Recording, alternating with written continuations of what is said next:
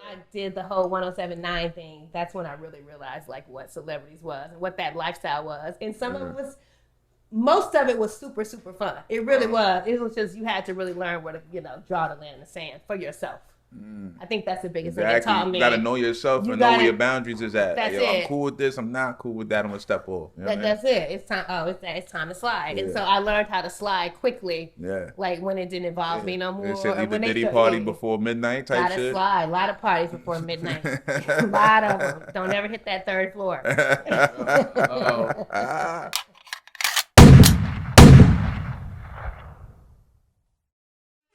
All right.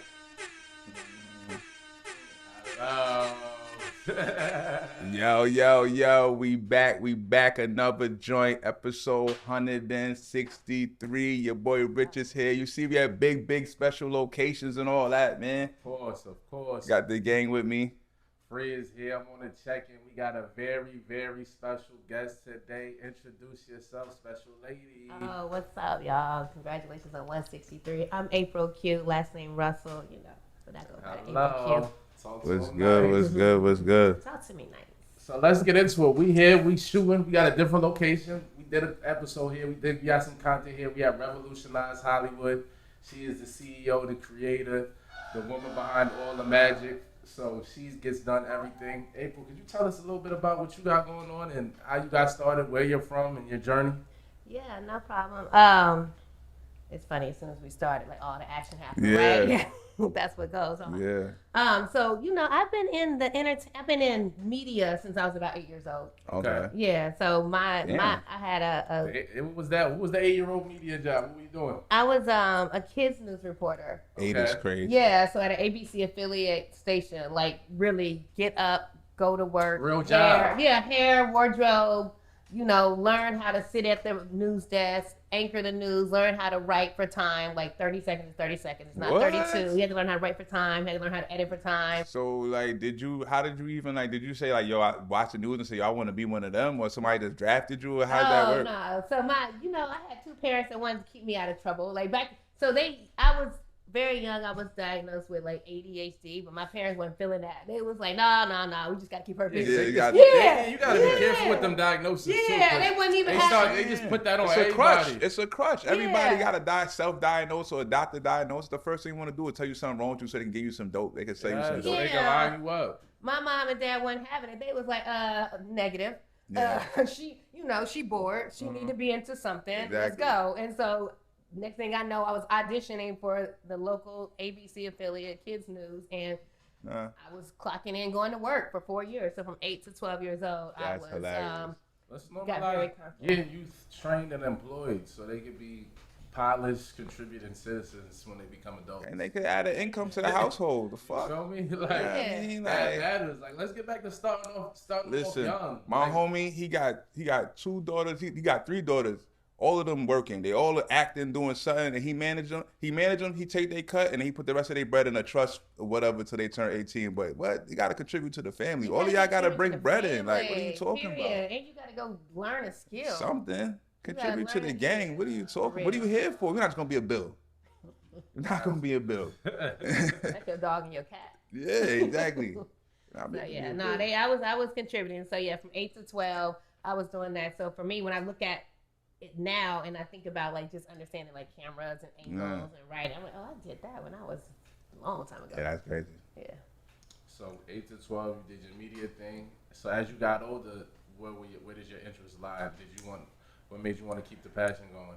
So I went to University of Tennessee. Thought I was gonna be I thought I was gonna be like the next CNN. Like I was like, oh yeah, I'm gonna be her. You know what I'm saying? I was all about Joy that. Reid and all that. Yeah, I was all about that news life. And then I got into radio in college, so I was doing radio and news. But when I was doing radio, like I was working at the nightclub, like emceeing on the mic and doing that. But news was real conservative. Like, I mean, Russell reporting for the news, Yeah. And so my newsroom program manager at the time, basically it was a conflict of interest. Like, and one, it was a little bit of it was like suit booted, like this, and then it's like, hey. And there's like the same girl, maybe not now, but then it was a problem. And so they was like, you have to choose one. And for me, I didn't want to choose. Kind of felt like I just choose, and I decided to go into entertainment. I was like, you know what? I got something for y'all. I'm gonna go on the entertainment side. So news or radio wasn't really my thing, but I was like, I'll do entertainment. So Tennessee happens. You end up switching lanes. So describe how'd you get into entertainment? Because that seems like a dream for a lot of people. It was that one year I decided. So you know how you get your income tax check. You get that like $2,000, and you think you balling out of control. Yeah. And I used to buy cars and flip them. Like I used to buy a $2,000 car and sell it for $4. Like I always been moving. Oh, always. And so there was one year I was like, okay, I'm about 21, 22. Yeah. And I was back and forth from Atlanta. I'm from Chattanooga, and shout out to Chattanooga. yeah, shout out to Chat. And so I was back and forth in Atlanta, and I was interning at 107.9 and just, doing some stuff all over the place. How was that for you? How was this interning? Do you feel like you gained a lot of knowledge that helped move you forward, or was it just passing time? Nah, nothing's ever passing time for me. Like, I'm trying to get it. Everything's got to make sense. Everything adds to the story. Everything makes you who you are. Mm-hmm. Well, I'll tell you, the 107.9, like, opened my eyes to, like, celebrities. Okay. Because I was like, okay. Yeah. And I was never, just because how I was brought up, I was always brought up like everybody, everybody go to the bathroom. Like, so I was never like goo goo gaga like that. Mm-hmm. But when I worked at 107.9 and we was on a party bus, I think that was the first time I was like, oh, these niggas is lit. And it was 3 6 Mafia, and it was all it was some syrup. It was all how the Mafia was partying. Oh, just like early 2000s. Yeah, it was early 2000s. UCJ in his prime, DJ Paul in his prime. It was crazy. Baby. It was crazy, and so it was a lot. It was a whole lot happening right there, and so I was kind of, as fly as I was still a little nerd deep down inside. I was like, oh, okay. This is what they doing. But his 3 6 Mafia is like from news anchor to 3 6 Mafia is on the party bus is just super leap. Like he's talking about one of the wildest groups of niggas that ever came together. Like, you know what I'm saying? These niggas is crazy. Wow. No, so I'm a Gemini. Okay. Let's be clear. Shouts to Gemini. Okay. I'm a Gemini. Yeah. So it's a left and a right for sure. Yeah. So you was able to adapt. There's a left and a right. Growing up, I used to, my parents would keep me on the right, but I always wanted to explore the left. Yeah.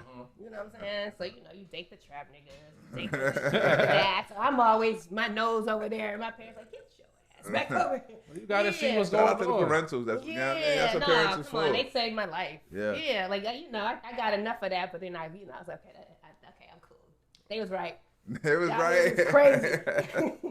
Y'all is off the chain. But anyway, so I was able to move a little bit. But when I did the whole 107.9 thing, that's when I really realized like what celebrities was and what that lifestyle was. And some of it was, most of it was super, super fun. It really was. It was just, you had to really learn where to, draw the line in the sand for yourself. I think that's the biggest thing it taught me. You gotta know yourself and know where your boundaries is at. That's it. I'm cool with this. I'm not cool with that. I'm gonna step off. That's it. It's time. It's time to slide. Yeah. And so I learned how to slide quickly. Yeah. Like when it didn't involve me no more. It said leave the Diddy party before midnight type shit. Slide. A lot of parties before midnight. A lot of them. Don't ever hit that third floor. That third floor gets spooky. It's like a frat party when you were a freshman. Yeah.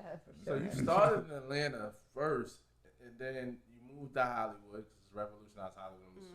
What was that transition like, going from Atlanta to LA? What was the biggest difference as far as like celebrity interaction and just being in the industry in itself? Yeah, LA is a beast. Okay. Like LA is a beast. I'm born in the South, so I know the South.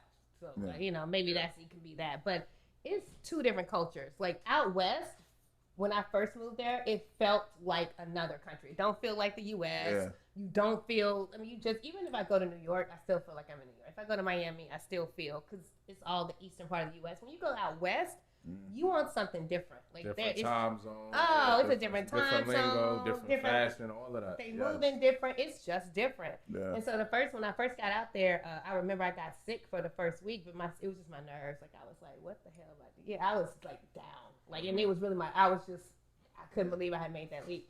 And it's gritty, like coming into the entertainment industry out there from Chattanooga by way of Atlanta.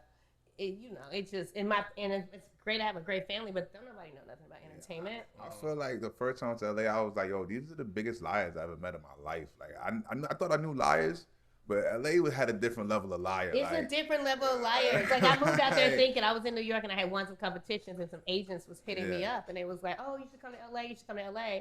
So I go to LA and as soon as I hit them all up, they was like, "Who? April who?" like no, I don't rooted my whole little young life. Scumbags. Yeah, like it's yo. They just say whatever. It's a like, free for all. That's what it's for real. It is. Hollywood gaffle. They tell you anything. It is a gaffle, but at the end of the day, though, it's real stuff happening there, and it's like I just always believe, like if her, he, him, them can do it, it's something that's real. But whatever they telling you ain't the real. Yeah, exactly. Yeah, it's like you gotta see past what anybody's saying, see through it, see the facts, but it's there though. The bread is there. The check is going on. It's definitely wires.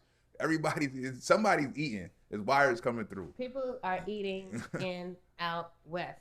Please believe that. Please believe that. And that's the first thing you do recognize, right? People are eating. And so when I went out there not knowing anything, I went out just as an actress, but I had like strict instructions from like my godfather. Like, if you go out there, you better learn the business. I don't care how pretty you are. Like, I kind of come from like a little like mafia black man. Like, that's why I come with respect. I have a lot of respect for black men because I come from that. Like, and my mom but I come from like some real like, you know, I got a little bit of that in me because they, you know, she cute and all, but yeah, baby girl, when you go out there to LA, I don't care. You know, you need to learn the business. You don't know nothing about them people, you know. And it was just that was in my ear. True facts, yeah, so I came out with that type of energy. Yeah, you know what I'm saying? And so I was first thing I did was like, okay, I was auditioning, and I wasn't getting nothing, and I was like, something ain't right about this auditioning. Yeah.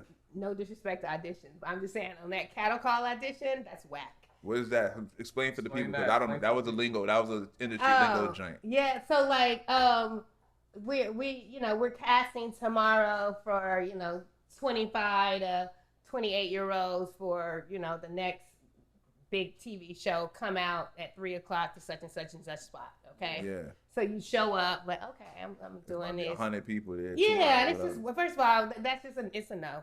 It's no. It's just whack. For one, because you quickly learn it. The producer already know who they gonna pick. Somebody daughter done financed it. Somebody girlfriend got the second role. So like, there's just so much stuff that's so many dynamics that you have no control of. A lot of who you know out there. Sure. It's only who you know. Yeah, it's a who you know in Atlanta. It's always it's just who you know. And so when I realized like it was a waste, like I'm not going to my job. I'm cutting my job out to go to these auditions, and I'm missing my bread. And I'm like, hold on, something ain't right. Yeah, I went with it. So so you went to LA. What was your first like opportunity? Like, what was your first taste of Hollywood? Not more so when you just got out there. Like, just like what was your first like employment opportunity in the industry? It was twofold. Two things happened. So after I realized that, okay, I need to understand how this happened. I didn't know none of the lingo. I didn't know SAG. I didn't know ACTRA, so Screen Actors Guild, all of that. All these like lingos, I didn't know none of that. So there's a bookstore in LA called Samuel French, and it's all about the actors. And so I was like, okay, I'm going to go sit in the bookstore, like hide out all day, and I ain't had no money. So I would read the books for free, just trying to understand like how should I be moving. And so I would like sit in the bookstore, read all the books for free, read the magazines, read the industry, and I saw like they had this Paramount had a premiere. And so I was like, if you're new to the city, you should try to go to premieres and try to, network at premieres. Go so I went meet to some people. Random casting call. Yeah, exactly. So I went to this big movie premiere. Like I ended up getting on the list and could go, and it was at Paramount. And I ended up meeting the worldwide president of Warner Brothers. Jeez. And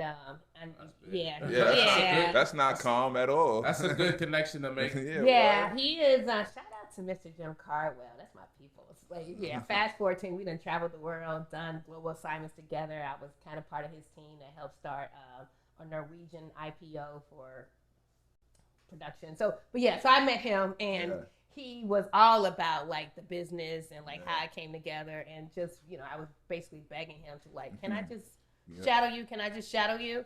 And he was trying to get rid of me, really. No, you was. And so what he would do is he would be like, okay. So he would throw these big 300 papers in front of me, and it was called PPM, Private Placement Memorandums. And it was all about how the deals got done from the top down. So how do you get movies done? How do you get $100 million movies done? He was like, read this. Because, thinking I wasn't going to read it. I'd go back, and I'd be reading it didn't understand nothing. And I was like, on page 226, when it says something, I would like ask, like I'm trying to like shoot my. And he was like, "Oh, she's serious. She's trying to learn." Yeah. Shit, that's more than 98% of the people in the world gonna do when they get a pamphlet or whatever. They got 90% of where they got that pamphlet, and that would have been that. Hey man, this nigga trying to play me. I'm not reading this shit. Yeah. He was. Somebody else. Yeah, and he was. But I was like, I kept coming with it. And I kept coming with questions, and then he just started, inviting me to meetings, and I was started traveling globally and was doing all type of stuff. Damn, and that's so fire. that was a big lit. pivot for me in it. And since then, me and him started a company together, and I apprenticed under that. But yeah, Jim is responsible under his leadership. He is responsible of putting Blockbuster out of business. So remember when they had VHSs to DVD? Blockbuster. I know. Blockbuster used to be a thing. Used to be a thing. But that was him. Every Friday, I used to get to rent a game. My moms would let me rent a game every Friday. Blockbuster going in. Like, I was so hyped to go in that shit. What? I've heard Nah, of it. in Jersey, all we had was Blockbuster. Okay. That's what we had. I forgot how long they used to let you rent shit. It was like 4 days, 3 days. And if you kept it too long, they started charging you. They was a racket, really. No, he killed them because basically he's the one who came with DVD. So he did a deal with Toshiba to say forget VHS. Damn. And brought in a DVD. So he won an Emmy for like that whole deal and took Warner Brothers to a whole new level. So so for me to be able to like move around with somebody like that, that's super heavy. Yeah, it was a blessing. Like it was, and to this day I still have to give credit where credit's due. That's super heavy. Yeah, he's out there. Hey Jim, what's up, Jim? So that was it. But then the next, probably the real big move too was when I got my job as an associate producer for Wild 'N Out. So shout out to Mac Hodges. Shout out to Mac Hodges, who gave me my first opportunity, and he hired me as an AP for the Wild 'N Out show. And so from then, what was that like? Fun as fuck. Every day. So were you fun? doing like? Yeah, I bet. Like, they just kicking. Not real. Like, are we really working? Yeah. Okay. It's crazy.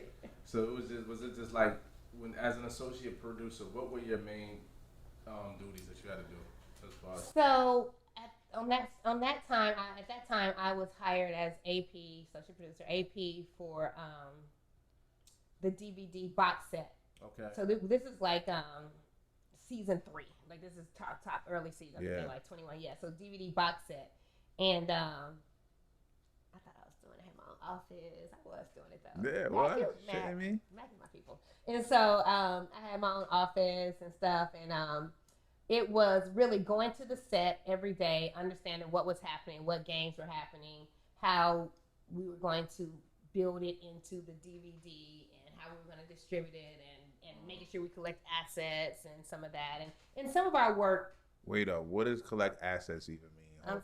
I'm sorry, yeah.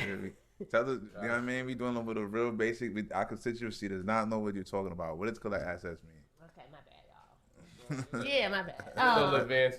Yeah, slow it down. Slow it down. Slow it down. Just making sure, like, all the stuff that you need, pictures, videos, names, just, the collateral material is in place to put the DVD together. Okay. Yeah, and as easy as it sounds, it's massive. Yeah. You know what I'm saying? Like, it's a lot. And collecting it is one thing, collecting it in the right format, getting the specs right, doing the, you see what I'm saying? So all of that becomes a thing. Damn. And so, so that's your job, is to make sure all of that is moving the right way, and who didn't deliver it on time, and they need it by 3, and this department ain't sent it over here, and sometimes going on set and figuring out, just all of that. So it's a lot of moving parts. Sheesh. But it's in between like the drinks and the fun. Yeah, that's it. I feel like that's the thing out. Like when you in the entertainment, you gotta be able to balance your shit. You feel me? Because if you because it's gonna be fun going on, and you can't be a super cornball. Like, no, I don't have fun, bro. You know what I'm saying? But you also can't get carried away with the fun and not do your job. Once you start fucking your job up, you're out of here. You feel me? Like, so that's always the balance. And the people that don't know how to balance end up fucked up either way. I mean, because if you're just doing the fuck out of your job and you're not fun, like, all right, it's a cornball. I don't really want to be around this nigga. You feel like the police. Yeah, you gotta compartmentalize. You gotta know how to compartmentalize. No, I have no problem with having fun, actually. I've actually had to. So this April that y'all see now is a very down back. This is a mature. Yeah. I have grown to this person. This is not who I was. You heard me. I was 3'6" on the bus with hello. Yeah, Hello. So no, but you have to kind of learn how to draw that line in the sand, and so. But it don't take much to go right back to it. But that's the best part. That's why I chose this industry. Yeah. Because again, you telling me I can either be conservative or be party. I didn't like that, so I knew entertainment would give me that. But yeah, it's a lot of responsibility. Yeah. And it's personal. Like nobody's gonna tell you to dial it back. Exactly. Nobody's gonna. Yeah, it's all on you. It's all on you to understand how to move in. And there's some days like I'm gritty, like I'm not playing, like I gotta get it done. Like it's a whole different face. And there's some days like I'm overwork. Yeah. I'm over it. You came to LA. It seems like you got a lot of work behind the camera. Can you talk to us about anything you did in front of the camera? Any roles that, you know what I mean? Yeah, so I, what's interesting is all the behind the camera stuff paid the bills. You know, that's where I made all my money at because everyone wants to be in front. And my passion is acting. Like I am an actress by trade, trained actress. And I'm constantly pursuing that. But I have totally made my money, like using my brain and, navigating that so that I can eventually, as I do now, pick and choose my roles. Like, versus begging. Though. Yeah, I'm not trying to beg. Because you got bread from doing something else. So you don't have to be desperate and weird and like you said, running around cattle casting and all type of extra shit. Yeah. You can play more how your own game. And so, in LA, I've done, I did stuff. What have I done in LA? So I did a lot of, so you can IMDb me, April Q. Russell. Hello. Put the Q. International Model, International Media Database. I think that's what IMDb stands for. I'm trying to make sure I don't give acronyms for the audience. I feel like you should know. People should know what IMDb is. Yeah. At this point. At this point, like. I think. Okay. Google her. Let them know. Tell them Google you. Yeah, Google me. Put the Q in the April though. April Q Russell. 2 S's, 2 L's. So I did a lot of independent projects. Did some stuff for print. Did some print ads with MTV and it was a channel called the Logo Channel, it was a lesbian channel. I am not a lesbian at all. Never was. Never. Yeah. But I did like a print ad for them, and that was it kind of got me some like play. Lesbian channel is insane. I don't even think it's up there. To be honest, I didn't even know that's, I'm just trying to booked. Yeah, you trying to stay booked and busy. Yeah, they said booked, I said booked, and then I was kind of like, and I saw it, I was like, wait, this looks like Yo, that's crazy. So they braided my hair, I had my hair in cornrows. Oh, they gave you this Cleo set it off, right? Yeah, I had the look. And, next thing I know, we was shooting, and we was doing print, and it worked. Yeah, so that popped me off on a lot of things, and since then, I just wrapped a movie last year that came out this year, Not Another Church movie. Okay. And I had a shout out to Not Another Church movie. And for you having us on the red carpet. So. Oh yeah. Right. Yeah. Oh yeah, that was for you. Thank you so much for sure. We was vibing up that. Wake up. Sheesh was going crazy. They loved that. Yeah. That was a good look. Yeah, these are my guys. So what y'all niggas doing with Vivica Fox, bro? Yeah, don't worry about it, man. That thing together. Yeah, these two right here, just for the audience. I am gonna look on camera. Like these two are like just my people. You know how you meet some of those. So I've just been moving in the streets and moving in life so long that I appreciate when I have synergy, and I appreciate when I meet people that stay committed. And when I heard they had did like 100-something episodes over 5 years, again, y'all hearing my story, like I just know about commitment. Like people start seeing The Shining. But I'm like, you have no clue. So like that automatic respect just went out. And then y'all know I just love black men. Like I love black men. My daddy black. And so I'm just like with it. And so I was like, okay, they got the vibe. We can do something. Let's just slow walk it. And if they blow up first, they gonna pull me up. If I blow up first, we gonna pull it up. And that's really, it's no agenda. It's no agenda. Sure. Yeah. And they show up. They actually show up. So you guys, I'm gonna always call y'all because y'all show up. I actually have a question. Person, could you just speak to what it was like being a black woman? You know what I mean? When you first got to LA, did you feel like that might have been a hindrance for you? Was it an advantage?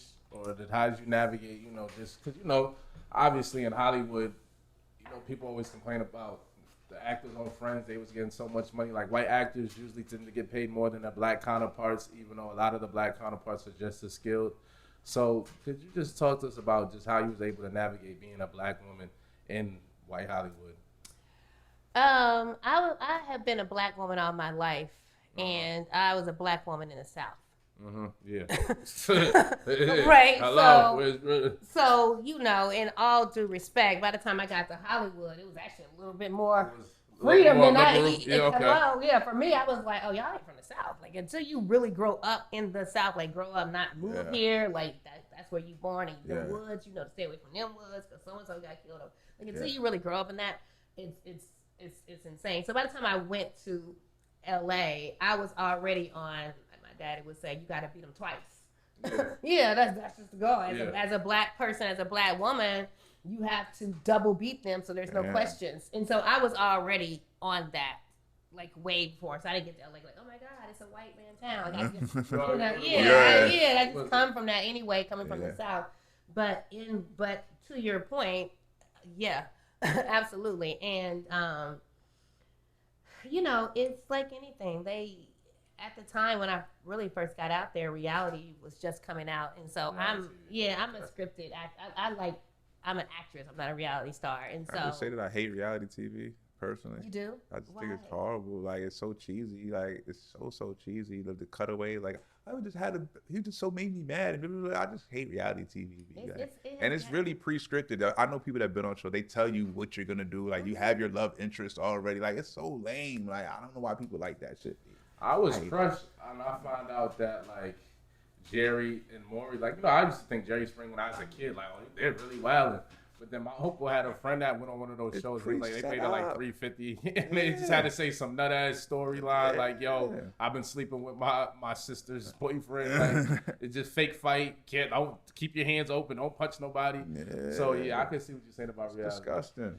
Yeah, it's not really real anymore. No. Too much money on the line. And they was just be a free for all. No, for sure. And I feel like they was pushing that medium on a lot of black talent. See what I'm saying? Like, I feel like, especially when it came out, like, go this route. Now you're talking about people who have trained and we did scene study and work and you know. And now they want to go throw a cup at a bitch on a motherfucker. Yeah, you kind of feel some type of you kind of feel like they like respecting your craft. Yeah. Like, wait, I'm at Stellar Adler. I'm over here at Beverly Hills Playhouse. I'm getting up in the morning. I'm learning lines. I'm doing scenes. I'm crying. I'm learning how to. Yeah. And you want me to go? Like, it just felt. Shake the table at Nene. Yeah, it just felt, and it was a big thing. And especially now, I just feel like it's just so much ignorant reality TV. That's gross. That I could see them just continue to still push black actors and actresses into that mode. Like, yeah, we're just gonna put you on a reality show, act ignorant, you gotta fight, and that's what we need you for. Promotion of black dysfunction. Yeah, and when it first came out, it was just like, that was heavy. But just being, and that's all you can hear all the black actresses say, like, and it just doesn't stop. It's the roles are less, the pay is less. You know, again, if there are 10 scripts, 9 of them are casting for white girl, blonde hair, you know, ethnic ambiguous. Like, that is the cast. It doesn't matter how good you are. They're not casting for you. Damn. That's just, it doesn't matter. You're not fitting the vision. You don't fit the vision. You don't fit the vision. No. Shit is crazy. But you're so pretty. Your eyes are so beautiful. Yeah. You know? Yeah. Yeah, but you just don't fit it. So 90% of it is you don't even qualify for it. Yeah. And so now you've got all of them, everybody going after the one script, right? And then you've got your top tier, right? You got the Jadas and the this and that. You got your top tier, so you're stuck with like, okay, damn. Let me get back to this producing and learn this other side, so I can figure out how I'm gonna really slide in here. So it's that's the name of the game, and it doesn't matter. At the end of the day, it's just numbers. Like, even like I said, out of 10 scripts, just 9 of them don't fit you, and you can't make them write that black role. That's why you see somebody like Viola. She don't get lit till she damn near 50 something, you know what I'm saying? Like, it took her a long ass time to get lit. Too. Super lit. Love Viola Davis. Super lit. But it took her a long time to get lit. Like, she can really act. Super act. Like, she's like my top 3 favorite actresses, and I want her to rap out. Like, come on. Who was in your top 3? Yeah, so for black women. So I love Viola Davis for sure. I love, who else do I like? What you said for black women? Vivica's been a favorite of mine for years.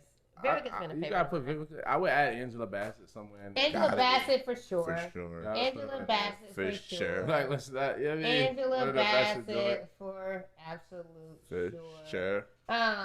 What's her name that plays Cookie? I can't slip my tongue. Taraji. Yeah, Taraji. She's She's okay. cool. She's cool. Not my favorite. Oh, But shit. Oh. no. Not my favorite. Yeah. You said top 3. No, all respect to Taraji again. So let's not do that. Every time You're I not say feeling the something, range? You're not feeling Taraji's range? So, love Taraji and Baby Boy. Loved her and Benjamin Button. She won her Oscar, and so she is exactly where I'm trying to get to. So that just gets She its won own an level Oscar? of respect. What? Yeah, she won it for Benjamin Button. I didn't even know that. Yeah, She get best supporting. I don't know what it was for, but I know she got it in her hand. Let's look it up. Right. So I'm never gonna disrespect the game, right? That's just, Yeah. I'm just saying she's not my personal top Top 3. 3, Yeah. So Felicia Rashad. Yeah, she got Felicia best Rashad. That's Yeah, it. best supporting. Mhm. That's a Yeah. that's So- a super classical right Yeah, there. she's just classical. Yeah. I think She's she's still dope. at it too. Yeah, she's on some new, like, Yeah, reinventing she's stuff. still doing new Yeah, shit, So I'm yeah. loving her right now. Facts. I respect Mhm. it. So how long were you in LA?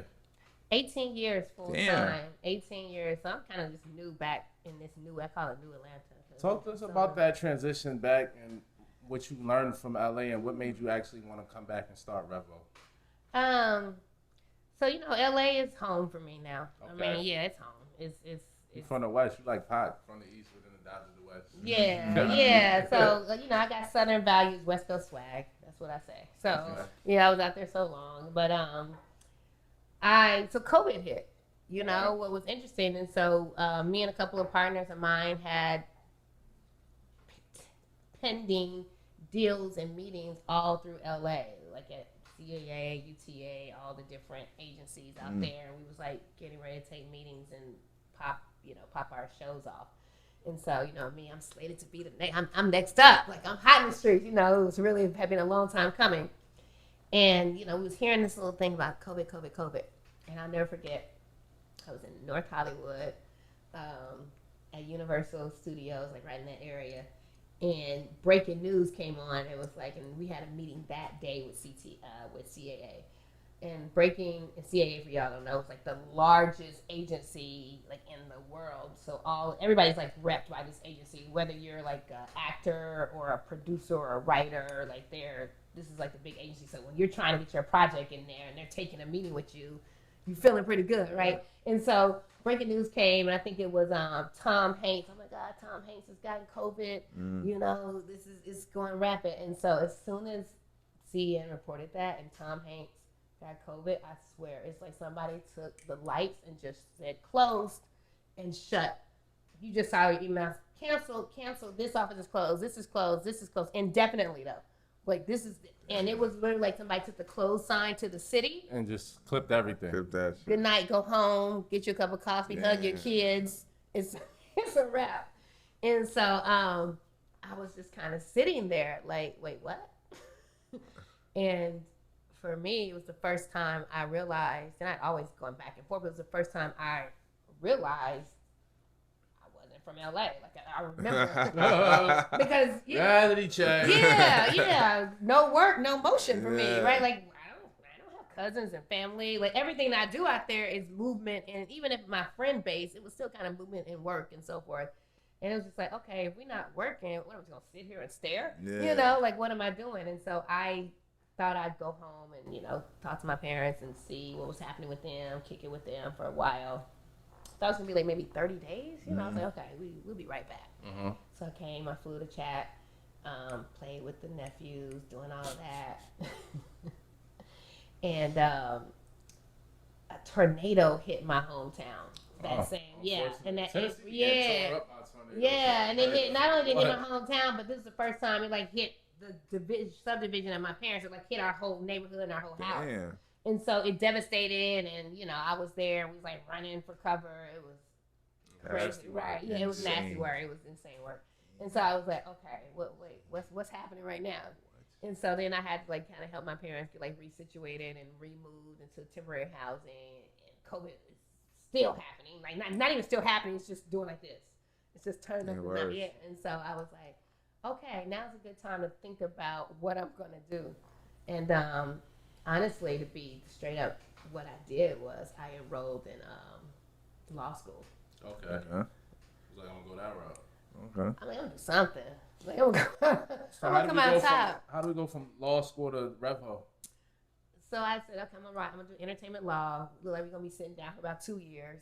Damn. You know, this is a COVID. Yeah, you know, know COVID. where it was gonna go. Yeah, nah, I feel you. COVID kind of letting us know we're gonna sit down. So I'm like, okay, I'm not gonna just go LA, just be LA. Like it's all good. I mean, all my stuff was there. I was like, okay, let me figure out. Jim, he had just finished law school, so he's an overachiever. This is my apprentice. I'm like, well, he's his late 70s. He's finishing law school. He kept saying, April, you need to go into entertainment law. So I said, this is a good time. Yeah. And so I enrolled in Purdue. And I started, doing entertainment contracts and tours. And I was like, okay, law school, here I come. Okay. And I got through 1 year, and I made all A's and B's. Meantime, in between time, I'm flying. You ain't supposed to fly nowhere. I'm flying. Airport's empty. I was flying. The plane was giving away flights. Loving it. I went to Panama like first class for like $300. Is that your best travel life? That is my best travel time in my life. I went on about 5-6 good cheap trips during COVID. Like before stuff started opening back up, like they was giving away flights. How was the airport when you went? It was easy.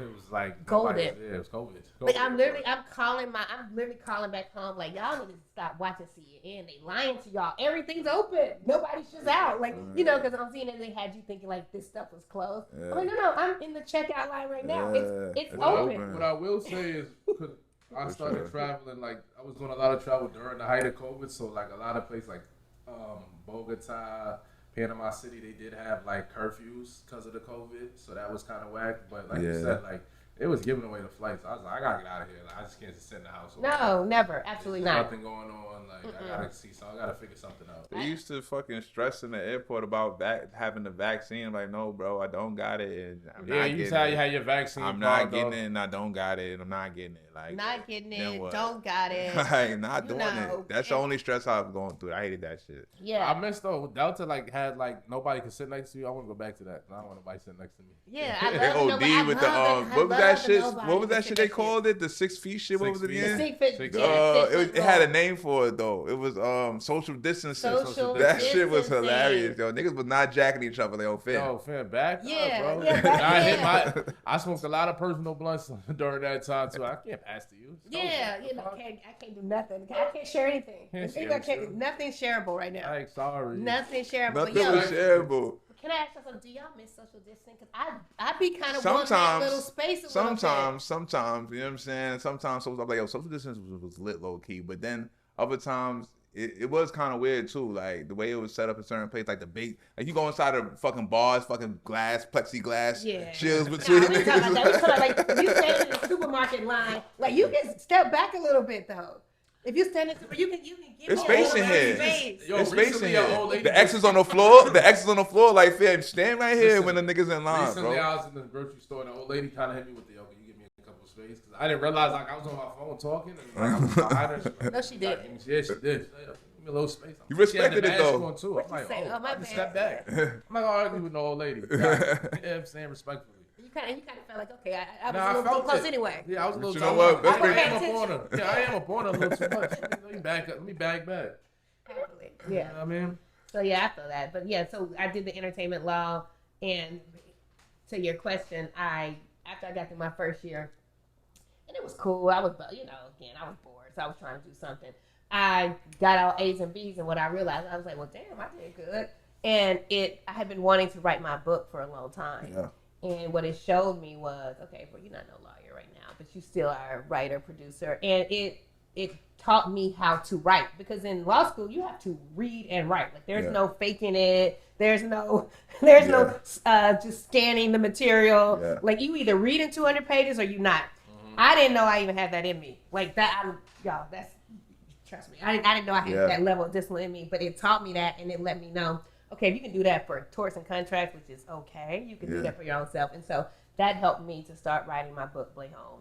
That's how I dropped out of law school. I'm a law school dropout. I dropped out of law school, started writing Blay Home, and then just started digesting that I was probably going to need to figure out what I was going to do with my company, because LA was shut down. I was watching Atlanta. Atlanta was still open.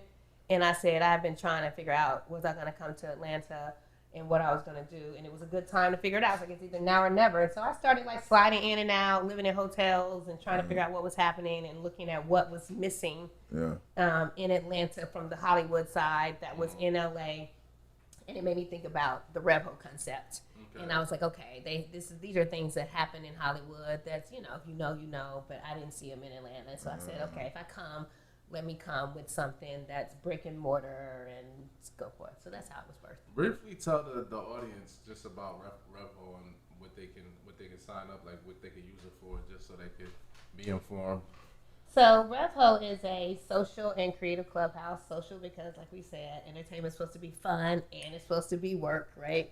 And so I wanted to create a space where we could really get work done. Like some days it's just working in studio, like we're working now, right? Yeah. And then some days it's a social scene where you're trying to, socialize and network to spark new ideas or to whatever. And so I created for that space. And so right now it is, we do private events, listening parties. We do film locations. So Swirl Films shot something for Lifetime here. Ricky Smiley's been here. T.I. Aldham shot here. And then we have a membership where we do like, different level of memberships. You can come in, work out the space, get so many hours to book the studio for free with your membership. And, if you get our top tier, you get like a drink or two with it. Because we kind of festive around here. And so, but the whole thing is really making sure that you're surrounding yourself. The hardest thing about being in this industry is surrounding yourself with people who are really trying to make it happen. You know what I'm saying? And so, which is why I keep saying I have so much respect for you all. Like, I have seen a lot, I know there's the fun side, but then there's actually getting up and doing 163 shows. Like, there's actually, you got to go do that. It's not going to just do itself, right? And so with somebody who lives by that rule, respects that. And so I wanted to build a place where it's not for everybody. Like, I don't be like, Revo is for everybody. It's not, because everybody ain't moving like that. It's really for those who understand that delicate balance, want to brainstorm and bring something creative, and we have a hub where we can do it. We sit on 7.5 acres, so some days when you're not feeling like you want to be inside, you want to be outside, that works too. My left-hand smokers love that. And so it's Revo. Like, I wanted to give something for everybody, you know? For sure. I can think of so. Look, before we go into our second half, what we do here at We're All Set, we got what we call the Drip Report. And basically, you being a special guest, we're going to let you handle the Drip Report this week. And we tap into what's going on in fashion, what's going on in fleet, whatever, advice or do's or don'ts that you want to tell the people about. So the floor is yours, and talk to us.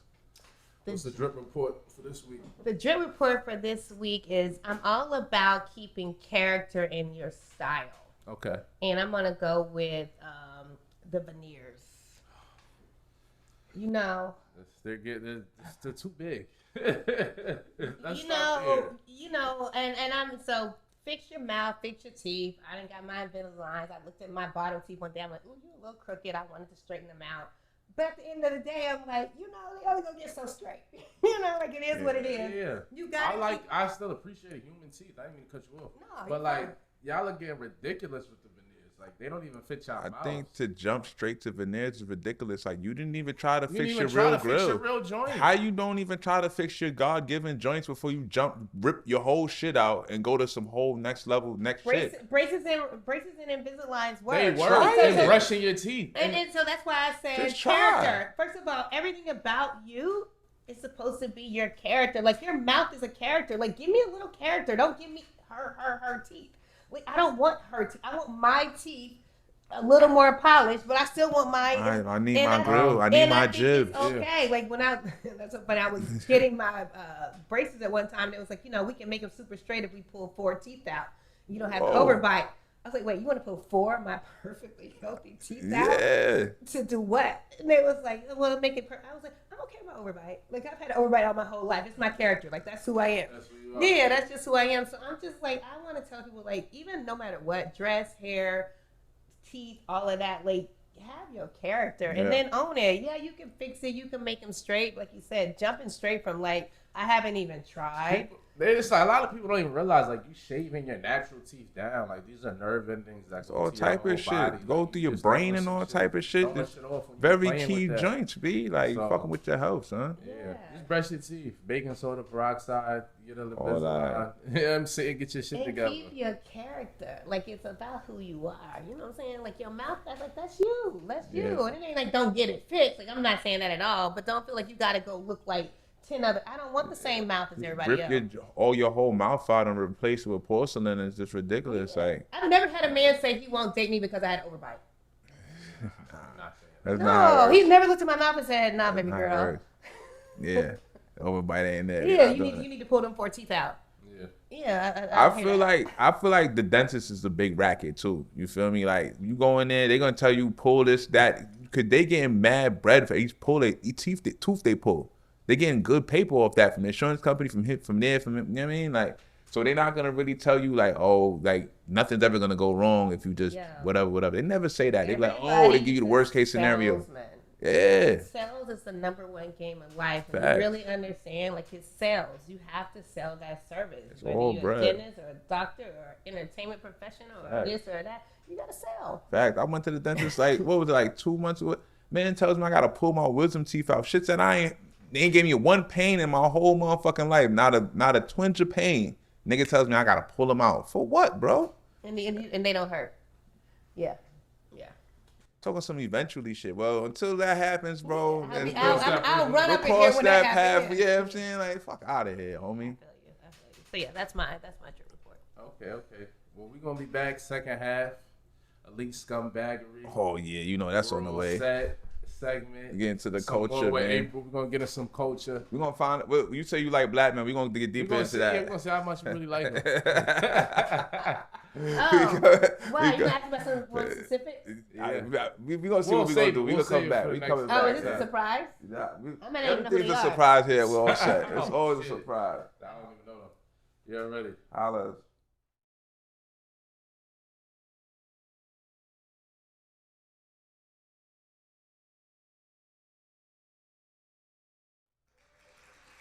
All right. We back. You already know. We kick off every second half with elite scumbaggery. If you don't know what that is, that's when somebody do some scumbag shit, but they pull it off in elite fashion. So we gotta shout them out. And I gotta do it again, back to back. Uncle Donnie Trump, DJT, elite scumbag of the week. This time for dropping sneakers with the fist up picture with the flag on the back with the fight sneakers. Exclusive 5,000 pairs on his website. You know what I mean? Get them now, $300. That nigga right there is different. He's a different type of slime ball hustler. I respect it. Elite scumbaggery for sure. Like, shout out to him, man. Like, he just keeps the hits just keep on coming with Uncle Donnie, man. The sneakers with the fist. The sneakers with the picture with the fist up with the MAGA fight shit. He dropped a pair of sneakers with them joints with the picture on the side. He the biggest. He coming for you. I can't believe he dropped sneakers, Oh, yo. yeah. I mean, shit. Since we're on Trump, I might as well ask you: how do you feel about the situation? Was it real? Was it fake? Was it staged? Was it not? Talk to us. Where are you at with it? You know, my knee-jerk reaction was, nope, don't believe it. Fuck Ain't outta nobody here. running. Donald Trump, you gotta quit. He good, right? He gonna get shot. He gonna get shot 5 times. He gonna do everything, you know, all of that. And I think really when I saw no one was running, I couldn't make sense of it. Still Yeah. can't make sense of it. I just couldn't make sense that nobody cares. And not more collateral damage. We just get down. Yeah, nobody. died, though. Yeah, That's what they say. But yeah, somebody died, but somebody had to die. I mean, you But that's what they come on. say. People die all the time for the U.S. They say somebody died, but like I'm Yeah. still not seeing Yeah, nobody. Like yeah, somebody died. Okay, I but see the body but- so bad. but- I'm not seeing no dead but people. let You me keep ask telling me you this. somebody But died. somebody What do you died. What wanna does that see? mean? A Ooh, dead person. somebody mean. Somebody, One guy died. Of course, somebody died. Yeah, it should have been more people dead if we you really gotta- you shooting gotta bullets make us into a believe crowd. it. Yeah, but nobody running is just crazy to me. That's insane. But I did call a couple of my military vets. Yeah. You know, some that work in them, like, tell me what's up. You know, Yeah. what's going on. How did they feel about it? They said it wasn't. They was like, nah, that wasn't staged. It was, you know, That probably was, they kind of had their like, they don't be wanting to talk like that. I don't know if Yeah. they phone bugged or whatever, Yeah. but they was kind of like, it wasn't. But I'm like, are you sure? I just feel like to let some lone weirdo climb a roof 100 feet away in a farm. It's not a crowded city. It's a farm. It's one roof over here, and y'all just let him get a shot. So like, I just felt like that was Here's all how I feel, honestly. Forget that. Donald Trump is a reality star. Like, facts. he knows how to do, like, even all of this, that's that sensationalized reality that we was just talking about. All of that is what you do. I know lights, camera, action. Like, I know how to, this is a good moment. And that natural instinct, all of that is sensationalism. Yeah. So if nothing else, So hold on. Yeah. Yeah. Every Come time, on. yeah, regardless if it's real or not, he knows how to take advantage of. that's all I'm saying. Yeah. He can sensationalize Yeah. campaigning, and you turn up the knot like that. He hit his marks. He's hitting his marks. Yeah. That's There's a people mirror. walking around the Republican National Convention with band-aids on their ears. Yeah, it's symbolic to be. That's like I'm that's down, the thing. down with. Down. Like it's like Nelly's band-aid. Yeah. thing.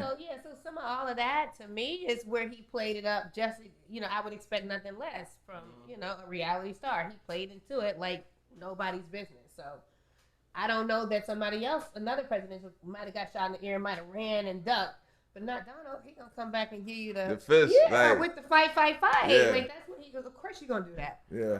Big. Yeah, that was big. That was big. Oh yeah, he feeling Yeah. he feeling good.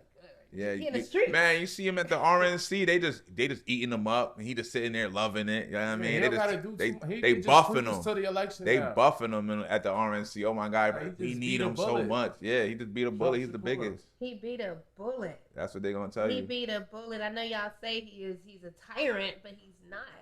He getting shot at. Like you in the hood. Yeah, make him relatable. Yeah. He's just like you. We all He get died shot in at. We gunfight. all getting shot at. He's getting indicted. He's getting shot at. He's just like you. Yeah. Yeah, he on his way to jail. He done went to jail. Yeah. He understands the black man. Yeah, that's what he gonna tell you. That's how they gonna sell him to you. And like that's That's not crazy. just black, it's low income people in general. Yeah. Like if you're a low income person in the United States, you could feel like you can relate to that. Like you might have had some type of violence against you, probably went to jail, know somebody that has been to jail. Yeah. So mugshots, all of that shit, people are like, yeah, I can relate to that. I feel him. He's one of Shit us. is He's crazy. one of us. He's trying to upset the establishment. Put, That is pull him crazy. at the fish fry, Donald. Oh my God. Yeah, that's where we're at. I mean, That's what they listen, he was trying at to do. Chick-fil-A at MLK. Like this in Atlanta. This is where I know people that got shot and killed. So he's touching all the hoods. He's done brought out drill rappers. Like I got told Rich on the last episode, whoever's in charge of his campaign and his PR, they're doing the right job. Their data It's points are happening. amazing. Like Yes. they're how to tap into the low income niggas data It's- points. yes, They got that shit they down got that pat. shit down pat. And there's more poor people than niggas with money. So you gotta tap into them niggas. Like These is you the have to facts. address the poor people. These are the facts. You know what I mean? Super and that's fact. just what it The is. same way he tapped into poor whites with the MAGA Exactly. shit, with the white nationalism shit. They whole team is masters on how to tap into them untapped places. They let that shit. Identifying the migrant problem, building a wall, like all Yeah. of the things that, like you said, would affect black people, low income people. He's got them in his back pocket. So With a bullet now. It's On the with a resume. bullet. So now he tough. So now Yeah. like Now it's he's like tough. there's people that might have been looking at Biden like, oh, can he stand up straight? You know what I'm Yeah. saying? Like we gotta go with the tough guy. With Being somebody tough who's- is being Yeah. tough matters. being Yeah. tough. Definitely Being tough matters. matters. It does. Like Taking bullets matter. especially the niggas love it. Being tough matters. Think about every rapper who done got shot. 50 got shot and he became the biggest nigga ever. Yeah. You know what I mean? So it is what it is. That's what it is, man. Let's pivot real quick. Where we going with it? We're gonna pivot to April's dating life. We just had some questions for you. Okay. Uh-oh. As someone who is as successful as you are, and just a go-getter, and someone who seems to be in charge of your life and other people's lives, people that work for you and depend on you, how is that? Has that been a hindrance when it comes to like dating men? Do you feel like is there just a certain type of men that you can date that can accept that, or I don't know? I'll let you. I am not in charge of my dating life. I can tell you that. Okay. I have no No control? control over that. That seems to be like the only you can control your money moves, you can control your slides in. But that dating life you can't control really, humans. That's you I mean, no, and I don't want to. Yeah. Yeah. This is not I don't want You to, but feel I'm like laughing. it's into some men be like, yo, she got too much going on, but I'm not signing up for this shit. So here's here's what's Are you in I relationship? literally be stuttering because I'm trying to figure. No, I'm not in a relationship. It's so sad. Oh, So I have such a love bunny. I'm like such a. I gotta get you like a lover girl? I am a liar, but Hopeless I'm a romantic? hopeless Last romantic. time I seen you, I Hopeless felt like you was romantic. like booed up. You was really in, like, I had thought a you was sitchy. booed Like, up. yeah, it I was was great. I thought you was booed up. I was Is that why you booed cut your hair? I was booed up. I did. I come back and broke. Yo, son, is that why Homie you was cut outside your talking hair? big deals. I was outside. I was outside just doing. I forget what I was doing. Outside bullshit. He's outside talking $1 million deals, and I'm like, oh, who the fuck is this nigga? He's different. He was. I know. Yeah, they was cuffed up. I know. Yeah, Made you was cut cuffing. your hair. That shit was serious. You said I called you the next day. I was like, why you interview me? You was on a heavy date, yo. You was on a heavy date, yo. I was like, Nah, they was definitely booed up. I was trying because I be I'm like, are we at the premiere or are we, because are I we know at home? I'm because y'all, confused. I really do know how to be a woman and a girlfriend. Like I'm really not like boss babe and don't know. Like I know how to slide. Nah, you on definitely somebody changed that. the. You definitely changed the mode We for keep sure. saying compartmentalize. Yeah. Right? I know how to compartmentalize with my man. Like I'm gonna be there for you, baby. I got you. You can have some of this. Yeah. I was booed up. That's funny. What's the question? I well, you're not booed up anymore. I am so you don't not have to booed get up. into no specifics. Are you upset? Do you enjoy I am upset. I am really upset. You feel like it's hard to find a dude that's comfortable with like a woman that's got motion. You know what I'm saying? Shit like that. I don't know if it's that. I don't know that that's it. So yeah, I am upset because like I be loving like real. Like I'm not just I move around, I don't sleep around. You know? Okay. And so if I'm ready to do that, then I'm doing it. And so by the time I'm doing that, it does upset me if it doesn't work out because I'm like, I could have just been writing book 3. You know what I'm saying? So, but on the real tip, it's not about them. It's about me, where I am in my life. Dating now. So after my last relationship was not my How long last was one, that? not the one that you guys saw me on a heavy date with, but the last real one was 11. I dated him for 11 years. Jeez. And after we broke up, we was engaged and all that. After we broke up, I decided to take a hiatus. Hell So I yeah. was single for about 6 years again. Damn. Not mad, but was just single, you know. Just mean I had no man. Okay. Yeah, but not mad. Didn't Dating. hate men. Dating. You were dating. I really wasn't even You wasn't dating. dating? I really wasn't even dating. I kind of turned the knob up. This is why I could go to law school. This is why I could get red. Oh, This is yeah. why I could because I was on some. Fuck them I niggas. was on that, yeah, but not again. Never turned to a lesbian. Yeah. Never just was on something else. Like I was always somebody's woman. Me time. Yeah, I was always somebody's woman. So I was like, you know what? What does it look like? Actually, somebody challenged me. Somebody challenged me. He said, April, if you was with somebody for 11 years, what is it like you was by yourself for half of that time? And when he said, I was like, oh, is that a hard thing? You know, what would you do if you could be by yourself for 5 years? Is that impossible for you? And so it kind of like challenged me to figure that out. And because of that, like I like turned the knob up on some of the things in my career. Thus, all of this was birthed. Once this got birthed, I was like, okay, I'm kind of ready to date again. Let's see what's going on. But dating now is different for me. Fuck yeah. Yeah, like how I used to date, just he fine, I'm fine, we dating, okay, so we cool. That's because that's just where you at with life. Yeah. What's real is real. A spade is a spade. Stakes are higher. Money in the bank is money in the bank. This looks like that. My lifestyle is my lifestyle. Yeah. It ain't. You're not faking it. It just is what it is. And Yeah. so at that point, you're trying to figure out somebody who's aligned with you like that. Mhm. That's not easy. That's not just. It ain't no rinse and repeat. You know what I'm saying? You're not just walking out and that's what it is. Yeah. And you got to really try to figure that out. And then now, because I'm more seasoned, I'm single, no kids, emotionally healthy. You want kids? I do. I want kids. I don't really sleep over it, but I do want That kids. star and emotionally healthy. Yeah, like, emotionally healthy. You know, all of that. And so, even financially, once you start dating here at this age, people come with a lot of stuff from their past. Yeah. Right? And I am not going to minimize. I've learned not to minimize myself. I'm an exception to the rule because I don't have kids. And I don't have a bunch of stuff in my past that comes with me. And, I'm learning not to hide from that. It's a plus. You know what I'm saying? It just is what it is. And so, but a lot of it's because I took that time. Like, if I was just running wild, I probably would have had all that. And so finding men just that pool, that landscape is not vast. It's just. It's just not vast. It's not like, ooh, I can't find nobody that's scared. It's not that. It's just where I'm at and trying to figure all that out. It's So crazy. what do you look for when you're looking in as a man, as a potential partner? Like, Tell us about some of the things you want to see and tell us about some of the red flags that you try to stay away from. What you popping the balloon about? Okay, so I do have a list. I got a little list. let's It's go called list. Soulmate List, but that's on my phone, so I'm not gonna read y'all that.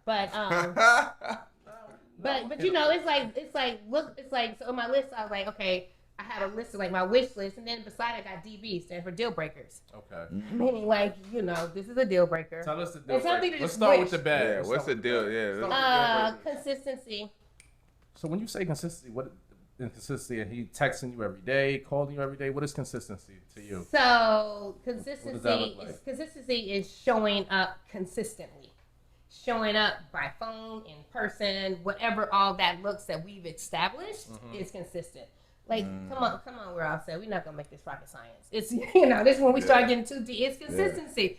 So this is where you can't get a woman like myself. I'm busy too, my nigga. Yeah. So I'm not on your line like that. Yeah. I may not pick up for hours. So, Yeah. but then I get my little girl. I'm a woman. So I'm like, Yes. hey, what you up, baby? Oh, I can't get you. I can't get you ever. And then now you can't tag me like I'm on your line that hard. Yeah. You know?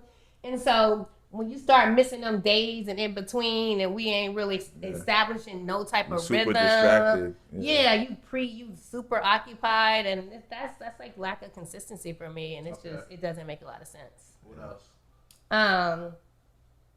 You have a certain look that you Deflecting. I can't deal with the deflecting. go for? Okay. Yeah. Not taking accountability for your shit. Yeah, like we big grown. Yeah. Like we big grown. Like, you know what I'm saying? Like we gotta sit and look at each other and talk about this. Yeah. And afterwards, hopefully we can laugh about it and we can keep it pushing. If you can't do that, then like Let's I'm not keep it even real about. yeah. I can admit where I fucked up at. You can admit where you fucked up at. Then we be okay. I kind of appreciate that. Yeah. It's humbling. It's like, Yeah. okay, my bad. I'm gonna do better, baby. I Yeah. got you. I'm gonna do better. Yeah. You know, it's like this. But, all right, man. I get it. I get it. Yeah, if you care, but If you can't do that, then what are we doing? Yeah. I'm back to work. that's fact. I'm on book 3. Do you have a is there a salary or an employment requirement? There is, there is. So Employment requirement let's is talk hilarious. about this. Let's talk about it. Yes. This was not me always, but this is who I am today. I do run the numbers. Right? So again, the little chicks that's running their numbers saying they too good to go to Cheesecake Factory and all of that. Will you go to Cheesecake? I will go to Cheesecake, and it's okay. But this is not for them. This is a whole nother type of number situation. Okay. So we're not in the same lane. So I'm gonna run the numbers because here's what it is. Without a man, without anybody, my numbers look how they look. I have a monthly expense, Yeah. and it is what it is. Whether I ever have a man or not, Yeah. those numbers are where they are. Those numbers are different today than they were 10 years ago. Mm-hmm. Okay, so my numbers and the type of man I am, those are the numbers. Okay, now what does that look like dating, April? And I used to didn't look at it like this, but now at this big grown age, this big grown numbers age, I'm like, okay, well, weekly dating, because I like to be taken out because I go out. Weekly dating is X amount of bill. That's a number. Just smoozing around town. That's what I really put to ask you too. Yeah. Aside from what he's making, like, what if he never really got into what he's making, but he's able to hit certain milestones in the dating while That's he's all. dating? But So the dates are there. I Is there trips? Is there a trip requirement? Is so there that's gift requirement? exactly, and so you're saying talking it like that. I'm just saying all of that's a number. Now whether he's getting it because he know everybody who moving, however he's getting it, I just know from a numbers perspective, a certain amount of the way I move weekly on dates and eating and this and that, that's a number, right? That has nothing to do with trips. That has nothing to do with gifts. That has nothing to do with, oh my gosh, here baby, here go use some money on your mortgage. None of that has nothing. How to much do with monthly that. do you think it costs to date you? For you to be happy? No, just throw it out there. Well, Because we got niggas watching. Yeah, we got niggas watching. That's for sure. I'm just saying. Got some I- CEOs. Got some CEOs. Got some Like, high no, ranking like just managers. you and won't even whatnot. say. Let's say without a trip. Just views At to least say street dates, hair and nails, whatever you feel like a nigga should cover. However you feel like, just give us a number. Like what? Because I always tell niggas the older you get, like every woman is a bill to certain. I don't whether it's a small bill or a mega bill. Like Yeah. somebody It's usually a a bill nigga going to through about to somebody. 200 bags a week watching Here's what that looks like. Let me tell you, because you're saying bills, and I'm just careful to say this because I don't want to look at myself a bill. But you want to get a woman like myself attention, right? Because again, I got bills. I got a pretty healthy monthly bill. Yeah. double digits, Yeah. right? Like my shit is serious, and so that's with or without you. So to get my attention, that does look a certain way. That's just it's facts of life. It's not being rude. It's not being nasty. It just is what it is. Yeah. And so for me, when I think about all encompassing, what that would look like on a number spectrum, just blindsided, you gotta have a meal ticket in order to move it, to have that disposable income that's gonna be able to just offset some of that, right? And I'm saying that because you're gonna come as a man, you're gonna come with your expenses. You're probably gonna come with your kids or your life before that. All that's out the door. That ain't got nothing to do with me. Now, what's left for a new woman? Yeah. To have some sort of relationship with her, and then to think about a future with her after you get through with $1 million, you're looking at 200,000. You know what I'm saying? All that 800 is gone. So it's like, okay, you got 200,000 to play with me. That's really what, I mean, you just do some hard numbers. It's not a lot of money. It's not a lot of money. And then when I think about my expenses, yeah, that's exactly what it looks like. Yeah. So 200,000, and you got expenses, you don't have really nothing for me. If you numbers now, hard you numbers. saying if you only make it 200,000, you don't got enough left over. You say if you made a mill and you had 800 expenses and now it's 200 left, 200 for a whole year, 200 for a whole year, kind of you stretching. Or is it 200 for the month? Nah, 200 for the month is ridiculous. No, Nah, I'm you saying talking about for the year. You talking for for the year, right? Yeah, 200 for the year. We eating. We're on some trips. We on some gifts. We having a little fun. If you had in vacations, that 200 is getting burnt. Like so it's not ridiculous though. You understand what I'm saying? it's not. It's not ridiculous. It sounds painful to hear out loud. Like what the fuck? You know what I'm saying? Which is why I wanted to slow talk. If you hanging out every weekend, the way shit is costing, a lamb chop is 50 cash. You feel me? And so if you out every weekend and you going drinks and you going trips and she gonna want a little hit, what? Yeah, that 200 is getting crispy. It's nothing. And that's why I wanted to slow walk it because it's not even a money grab. 200 is like what? I'm literally standing in my lane. 200 is like 17,000 a month. And we're talking about trips. The Last guy that I dated, he said, April, and we just laughing, shooting the You talk. do a lot of trips? He said it's $1,000 a week just to move around the city with you.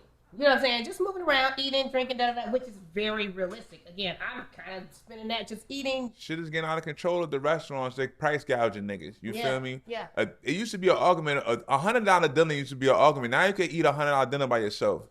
Easily. You know what I'm saying? That used to be an argument, like, yo, $100 dates. That used to be a thing. Like, what you mean? $200 dates used to be an argument. Now it's $300 dates. Now the tip is included. It's built into They the rate. receipt. I don't. You know what? We'll That's save that save for for my. a different I got some shit I'm gonna sit on. So I'm holding that for later because I'm fucking upset. What? But What? wait, Nah, we're gonna save I it. got We're it gonna save it. later. Save it. But yeah, the shit is crazy. They price gouging us. Now the argument ain't even a $200 date. You can go on a $300 date without blinking. But you sit down. If she get a Branzino and a couple of drinks, this shit is through the roof. Bro. Like what the fuck? And so that's why I appreciate y'all for being. That's why I wanted to start it off with saying this is not trying to be. We're just running the numbers now. They just raping us. We're running. It's society raping us. But we're just running the numbers. That's all I'm saying. If we just run the numbers, like what does it take? I hate that question because it feels so pretentious. But if I remove all the pretentious and say let's just run the numbers, the numbers are the numbers. Yeah. The numbers are the numbers. Yeah. Right. So you gonna have to deal with a certain lifestyle off the rip. But certain things you can't. The nigga has to own. The plumber has to own the plumbing company. Will you give the plumber play if he owns the company? Yeah. All right, say less. Yeah. That's what I was going to ask you. Like, what if Absolutely. he met a nice man and he's like, I'm making $50,000 a year, but he's attentive. He takes you on fun dates, thoughtful dates, and maybe I do 4 trips a year. What's so fun? I don't even think you're being realistic though. If a nigga make 50, he can't afford 4 trips a year. No. You don't. Mexico. Yeah, how much is Mexico? It's not that much. It doesn't cost a lot to go to Cancun. I have nothing. $300 flight, all inclusive, breakfast. You got breakfast for $1,200. Frontier. Let me. Oh say yeah, this. Frontier. Go to Please Cancun. say this out of ultimate respect for working men. Like I have nothing but respect for anybody who get up and go to work. I have nothing but respect for that. Right? Like there's nothing outside of that. You still have to be in alignment with your mates. You just have to be in alignment.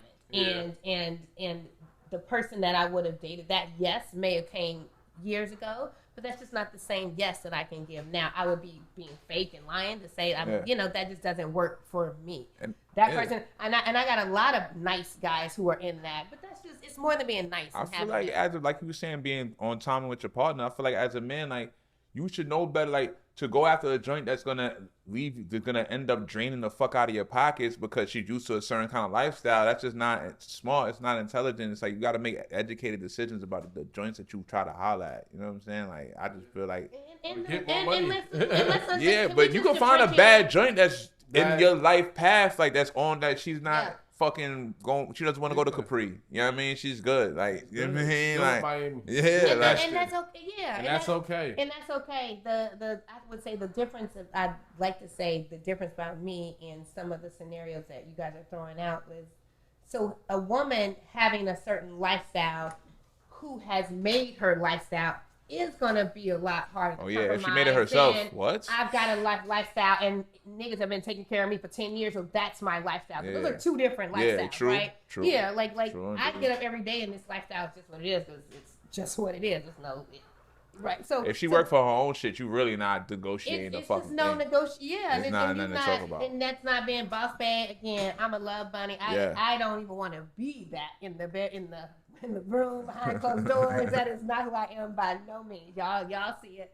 But when I get up and go to work and I come and I can treat myself and I can do that, like you gotta match that. You gotta match that energy. And I'm not bending on that. That's true. Let me ask you a quick question about just when you out with somebody, because last week there was a lot of outrage. Michael Ealy had ran that's what I want to talk about. Oh my God, Jonathan Majors, and he gave Jonathan Majors a dab, but then when he seen Megan Good, he gave her a strong hug and lifted her off her feet. Now, too much. That was too much? Too much. Okay. If you're Megan Good, how would you have handled that? Great question. So I'll put myself in Megan Good. So men do be doing too much. Men be doing too much. When you with a man, men do extras to try to just do extra shit. So to make it look like something. So I'm gonna say it hasn't happened, but men have kind of caught you like, whoa. But you will see that in the face expression, right? Because men do. Somebody kissed Beyonce one time or went for her in front of Jay, and she was like, whoa, because that's your natural. Yeah. She had no. We don't move like that, I don't homie. necessarily know that Megan knew he was going to come and pick her off her feet, because men be like, okay, you doing the most.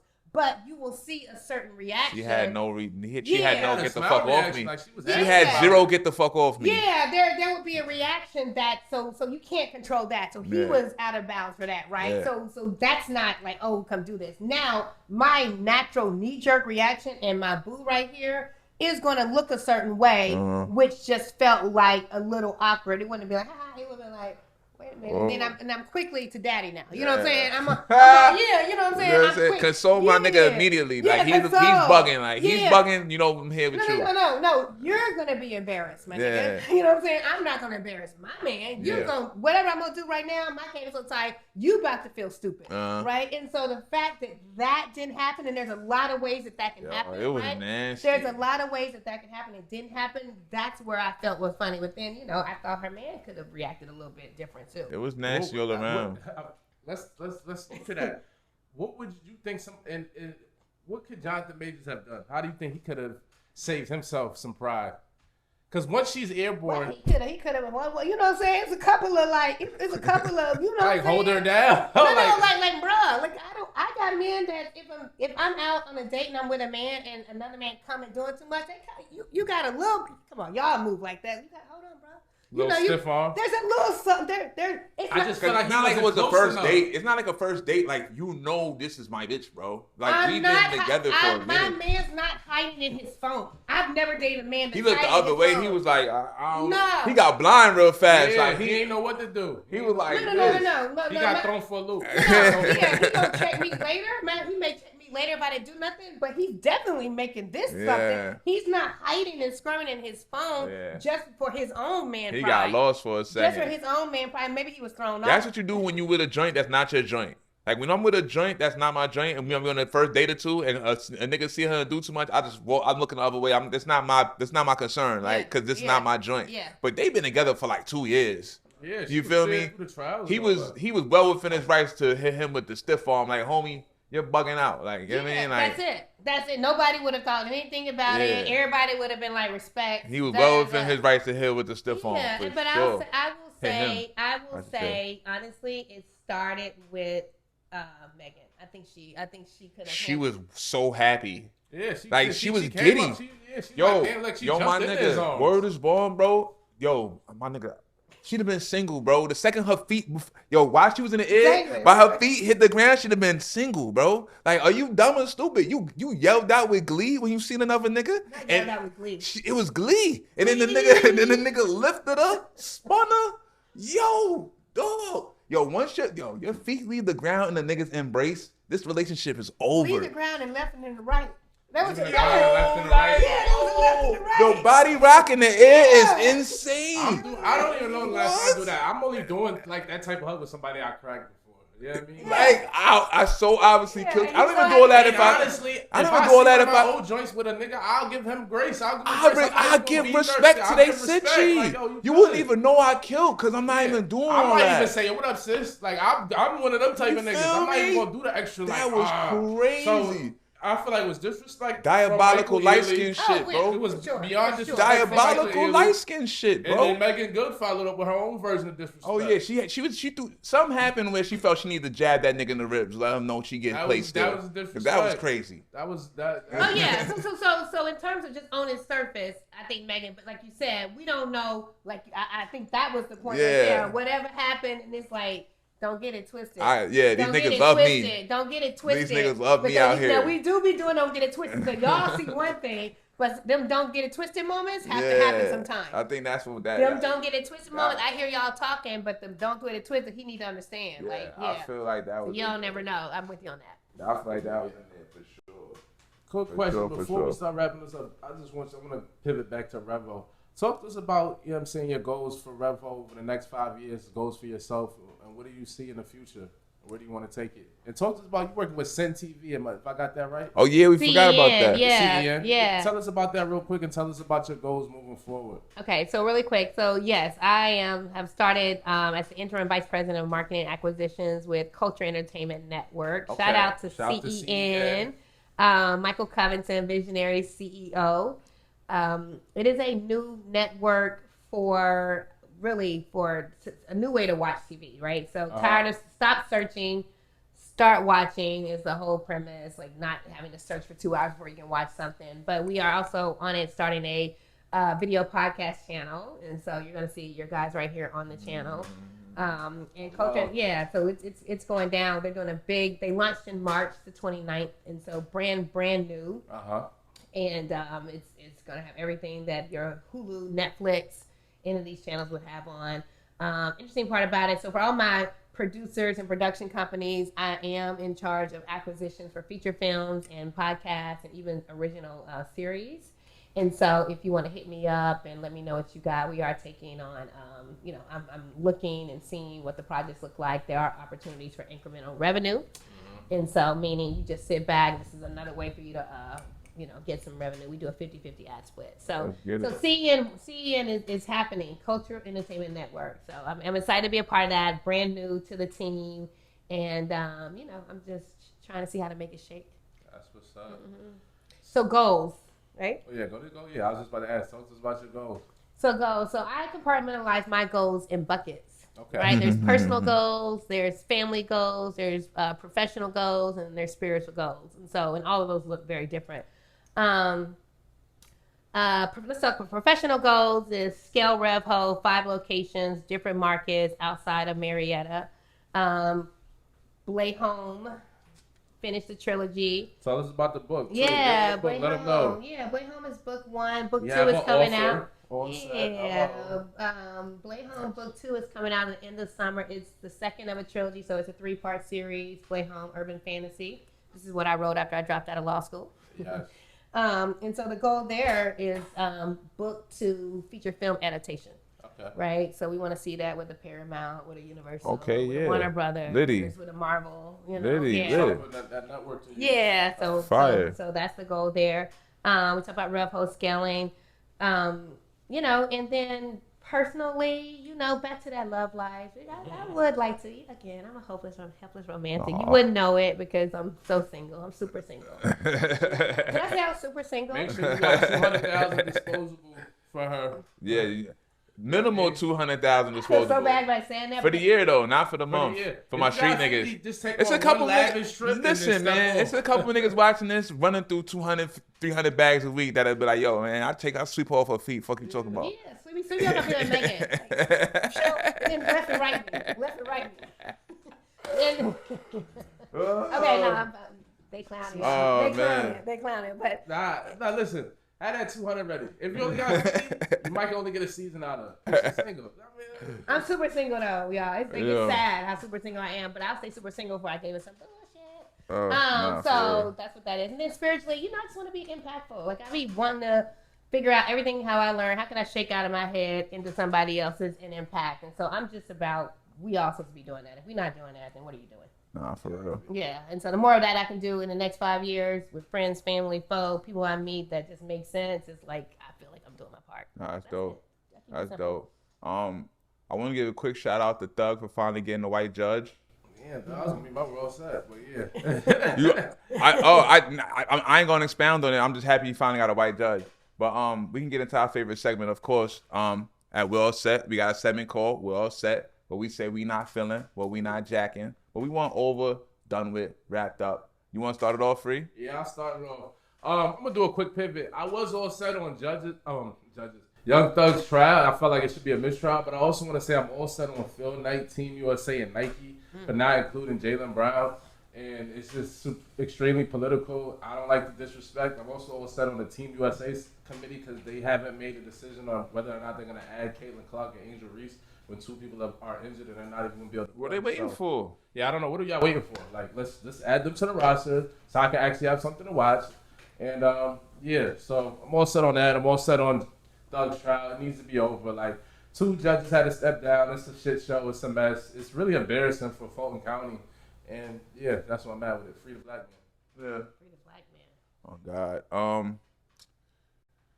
I'm all set on black restaurants. I'm all set on the employees at black restaurants. I'm all set on the niggas that own them. I'm all set on you niggas not training your staff. Yes. And it just be There's no freestyling. training. It's just It's- fucking freestyling every no time I walk in training the no building. more, bro. And I'm tired of the fucking hookah smoke over my fucking food. And I'm just done with this shit. Honestly, like I tried, bro. Yo. I really tried. I'm tired of you niggas rate price gouging. I'm tired of your fucking auto gratuity. I'm sick of you niggas. I'm ATL over thing. it. It's a I'm lot of- over this shit. Yeah, and I'm gonna not add on doing to it that no too, more. 'cause I I had do a too. joint that I'm done. she waitress at Houston's and like we done been on a couple other places. She be like, yo, like you could the service is like night and day. You know what I mean? I'm over They it. don't train I'm yet. Like at done. the black restaurant, they ATL just thing. hiring niggas. Sick of this They shit. just like, yo, you need a job. Cute pull little up. bro pull No. up. My Just cousin. No They budget not training in the nobody. training. Little No. Neff and them pull up, So they told me in whatever. Houston, they trained her for a month, literally on like what to say when the people come. How many minutes should go by when you bring the food to come back and check? Like No Sick of budget, this no shit. budget for details. training. I'm no sick of budget. this There's no shit, budget B. for training. Like Shorty said, yo, I had to literally train at Houston's for a month before they even Yo, put me out there. And then I had to shadow somebody for 2 weeks. Yeah. I didn't even want to talk about this shit that happened the other day. I was so pissed off. They, I'm sick they of just niggas, dude. hiring niggas Over in it. Atlanta, like it's regular niggas. Cause what's happening, I feel like it's a street niggas that or niggas that's transitioning that got a couple dollars. Like I could get a restaurant, get a little green carpet, and I'm just calling up some black girls that I know that look good. Like y'all got the looks, but y'all don't have the training. Y'all don't know the basic shit about being a waitress, hospitality. That's a real thing, and let's get back to training these people so we can have a better experience. I hate when I go to these restaurants. And like Rich said, like I might get my food, but where's my server? I haven't seen them in 10 minutes. This shit is wrong. Like I gotta get up and find a nigga, Yo. or I get the bill and it's like, oh, you include. Can I 20%? say And it I wasn't went- 20%. Can I say I went to the only black little lounge in my neighborhood the other day? I went in there. I got some. I sat down at the bar. I told a nigga, yo, let me get this and that to go and a specific drink. My fuck. What time goes by? This man's just moving around doing whatever the fuck he's doing. My food comes out. Then he's like, yo, did you still want the drink? Yo, give me my fucking check, bro. Stop what you're doing right. He tried to hurry up and start making a drink when you see the food came out. Bro, give me the fucking check, bro. Stop what you're doing right now. Stop what you're doing right now. Stop trying to make the drink.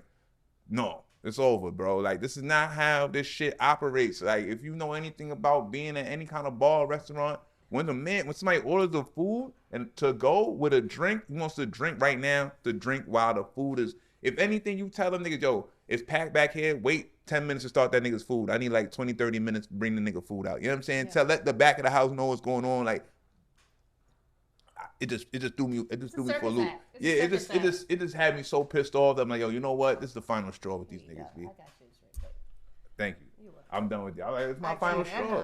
It was my final straw. Sick of this shit, It B. happened yesterday, huh? It was like 2 days ago. I was I 38 do hot behind this shit. April, what you all said on? What am I all set on? I'm all set on the new Flower Boys. What the fuck is that? Hold on. man. No. Never all set on him. All set on, so y'all, you haven't seen it? So there's this new thing out where, you know, they have flower girls in weddings. Mm-hmm. Well, now they have the Flower Boys. Oh, let's put it. No.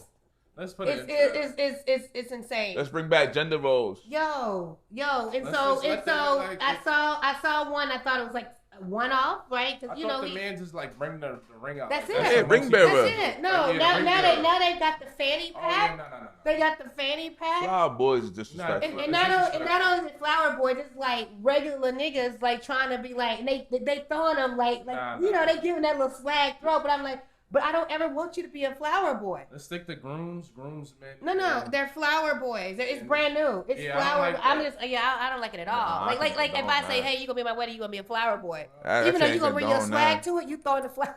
I can't Ring condone bearer that. most- There's no such thing as bringing your swag to throwing flowers around, being a Fanny- flower boy at a wedding. Fanny pack though. That's not. Fanny pack. I don't They got wanna the see fanny it. Fanny pack. pack and on they the suit doing is it. ridiculous. Yeah, That's nah. just for fashion purposes. On top of Let's that, nip that in the bud, please. No Please, more y'all. flowers. I didn't know that was a I've thing. seen 3 now. I know. It's Oh, 3, wow. but I let's didn't know not, that was a no, let's thing. not do that, y'all. Even if you got all, and so again, so the couple that I've seen, one was, you could tell he like the life of the party, a little funny, like heavy set guy. He, you know, seemed like he the life of the, so it was funny the first time because I thought it was just a one-off.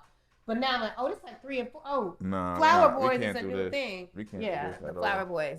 So I'm all set on that. Yeah, for sure. Like Definitely. it's a no for me. Super all set on that. It's a no for me. What?